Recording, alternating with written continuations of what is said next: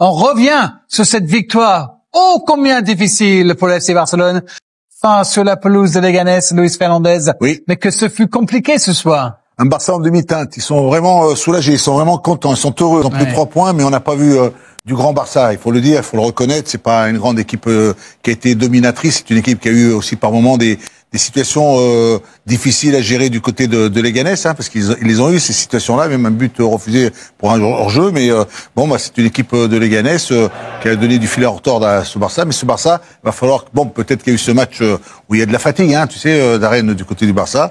Mais voilà, on pense qu'ils peuvent faire, on va dire, beaucoup mieux que ça. C'est le Barça qui gagne, mais c'est Leganés qui a marqué le but pour le FC Barcelone. On va le revoir, le malheureux défenseur qui va marquer contre son camp suite à cette intervention là. Et regardez, c'est vrai qu'il se projette rapidement les joueurs de Barça. Ils sentent que Lewandowski est derrière lui, ce défenseur. C'est un but, ça, Darren. C'est un but contre son camp, mais regarde bien. Bon, là, il y a peut-être une tentative de talonnade du côté de Leganés, sur le côté, un bon tacle, une bonne récupération. Il y a cette vitesse, cette rapidité, cette conduite de balle. Mais regarde, cette passe, elle est lumineuse. Elle arrive pour Lewandowski. Si le défenseur ne l'arrête pas, n'intervient pas, Lewandowski, je sais pas, peut-être que le gardien aurait fait un arrêt, mais Lewandowski est derrière. Et je pense que la passe de Rafinha, elle est belle comme tout, hein, dans l'espace et bien devant. Ils en ont eu des occasions, vous le disiez, cette équipe de Leganés. 19e après cette nouvelle défaite, et pourtant ils ont tout donné. Ils ont tout donné, je pense qu'ils ont joué avec le cœur, ils ont joué avec une certaine motivation, et puis c'est vrai que cette équipe de Leganés, elle a tenté d'essayer de les surprendre, cette équipe du Barça, en jouant avec des qualités, qualités comme celle-là, en démarrant, en commençant, regarde, comme tu le disais si bien à la mi-temps, il y avait 3 joueurs de Leganés qui étaient là pour reprendre ce ballon, c'est-à-dire qu'ils n'étaient pas qu'un seul, ils étaient tous 2-3 pour finaliser, mais voilà, c'est un gardien de but, Szczęsny, qui fait un arrêt remarquable, hein, et ça permet à... Et après, cette passe, pour moi, regarde bien ce centre et regarde bien cette reprise. Ouais, c'est parfaitement bien joué. Tout est parfaitement bien fait. C'est le centre, la qualité du centre et l'appel dans le dos de la défense du Barça. Et puis voilà, ce plat du pied qui aurait pu peut-être être mieux ajusté. Ça n'a pas été le cas, mais bon, l'action est là. Il faut dire bravo à cette équipe de Leganés pour cette situation-là. Ils ont manqué un peu de réussite devant le but. Et puis aussi, il y a eu des occasions arrêtées par les joueurs du FC Barcelone aussi. On va vous montrer les retours extraordinaires. D'abord, en fin de première période, c'est Rafinha qui fait l'effort de revenir ici et priver Leganés d'une énorme occasion de but. Ça montre de l'état d'esprit qu'il y a dans cette équipe du Barça. Et quand Rafinha, tu le vois défendre de la sorte, et quand tu vois Rafinha en deuxième mi-temps démarrer sur le côté gauche et faire ce centre pour Lewandowski, c'est un Rafinha qui peut-être été bien meilleur que Lamine Yamal, parce que Lamine Yamal, ce soir, il était aux abonnés absents, hein, il faut le dire. Quand il fait des grandes choses et quand il fait des grands matchs, on sera là toujours pour le dire. Mais là, ce soir, peut-être que Rafinha est un peu bien meilleur que lui. Et puis ici aussi, grosse occasion pour tirer le retour d'Inigo Martinez. Mais ça, c'est un joli tacle, Darren. C'est le tacle, les Anglais, tu devrais quand même l'apprécier, ce tacle. C'est un bon tacle parce que il est remarquablement bien réalisé, parce qu'il y avait quand même Mounir qui partait dans l'espace. Mais regarde, il est content d'avoir réussi son geste, voilà. C'est des gestes importants, défenseur. Évidemment. C'est comme s'il avait marqué un but. Oui, mais c'est ça, ouais, il a fait son job. Il y a eu quelques occasions quand même pour l'FC Barcelone. Si vous êtes supporter des Catalans, on va vous régaler quand même avec ces images-là aussi. On a failli assister à un but d'anthologie ici à Fermin. Il fait quelque chose d'exceptionnel avant malheureusement de rater le cadre. Il fait tout bien dès le départ. Contrôle, appui, il élimine. Et ensuite, pour moi, personnellement, c'est son mauvais pied. Je pense que s'il prend le pied gauche, ça se finit au fond.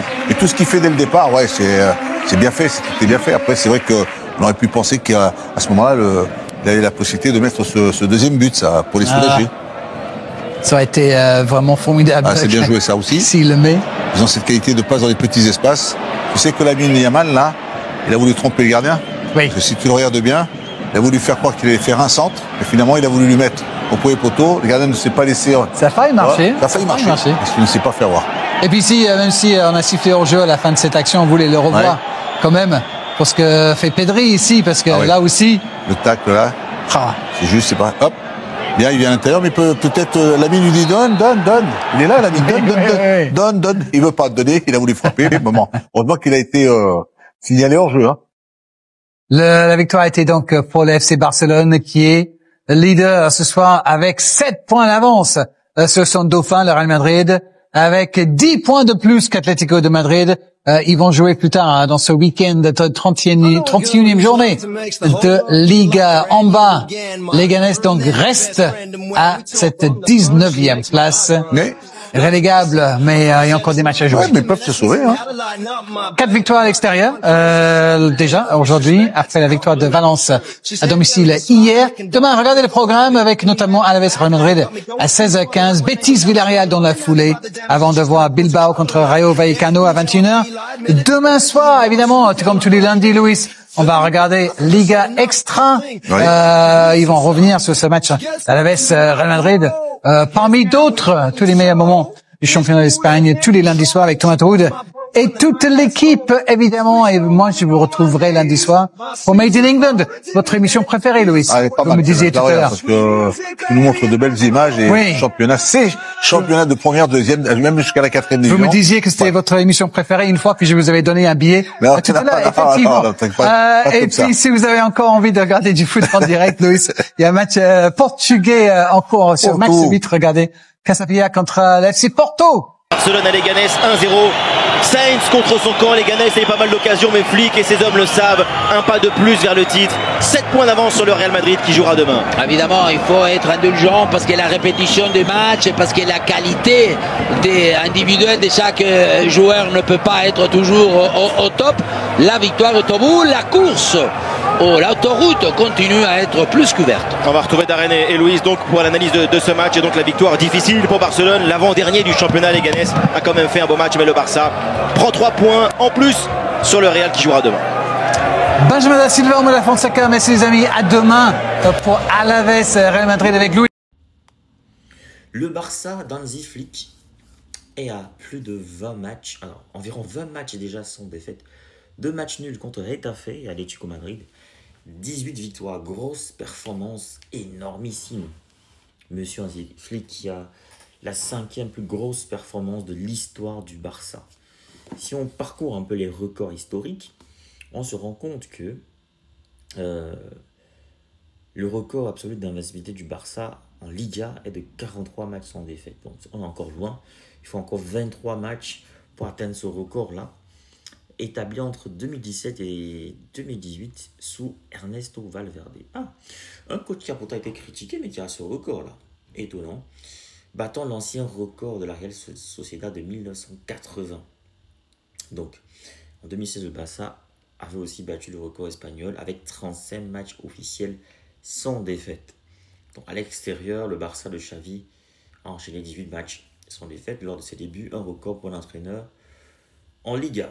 Donc, vous voyez donc en cours en 2025, toutes compétitions confondues, 2017-2018 c'est la Liga, 2015-2016 toutes compétitions confondues, puis 2021-2022 extérieur. Donc, à retenir donc, le FC Barcelone détient plusieurs records d'invincibilité, dont le plus long en Liga de 43 matchs.